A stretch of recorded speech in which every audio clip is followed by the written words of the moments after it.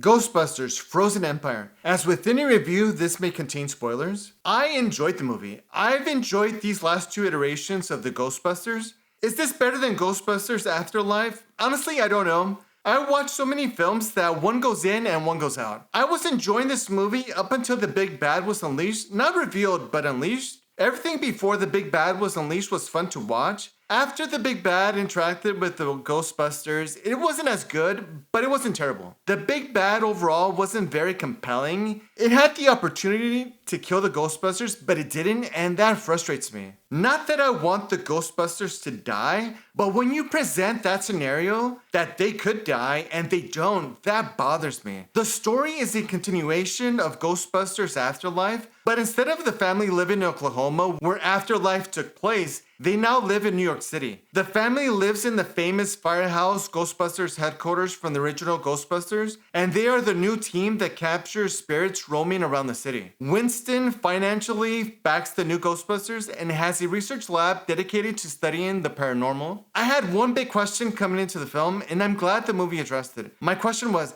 how were spirits captured back in the day? Hundreds, if not thousands of years ago. One method is explained in this film, but I would imagine there are numerous ways other cultures dealt with the paranormal. One of the things that I've enjoyed from the new Ghostbusters is the family aspect. The cast has great chemistry, and I enjoy their banter. I also like that the story addressed how city officials dealt with the Ghostbusters. It's hard to believe that any government official, whether local or federal, would allow regular civilians to use that type of technology where people could get hurt. I would think that in the real world, the technology would be under police supervision and a special paranormal task force would be established. To an extent, that was part of the story, but it didn't really go anywhere. The ending tried to give a reason why the Ghostbusters could exist without the government taking over, but it's still far-fetched. One thing I would like to see in future Ghostbusters movies is the discussion of whether there are good spirits or are they all just bad. Because it seems when a spirit appears, it's automatically attacked and the Ghostbusters attempt to capture it. In this story, it's explained that spirits are tied to an object when something of great consequence happens to them. There's a spirit in the story that can move on because she's tied to matches after her family died from fire that I assume she accidentally started. At least that was my understanding of her story. She wasn't able to move on because she didn't know how to. She never attacked anyone, but the Ghostbusters tried to capture her anyway. I would assume that if you capture a spirit and place it in the containment chamber, it would live in limbo and would never get the opportunity to move on. I think that would be an interesting concept to explore. Perhaps the Ghostbusters could help spirits move on. As it stands, the Ghostbusters are preventing captured spirits from moving on. Some spirits may not want to and just want to cause trouble, but some would like to move on but don't know how and wouldn't have the chance to do so after they get captured. Overall, the movie is entertaining and it may be worth watching. If you stuck around this long, why not give the video a like and subscribe? It's free. And also check out my other videos. Leave a comment and let me know what you thought of the film. See you in the next review.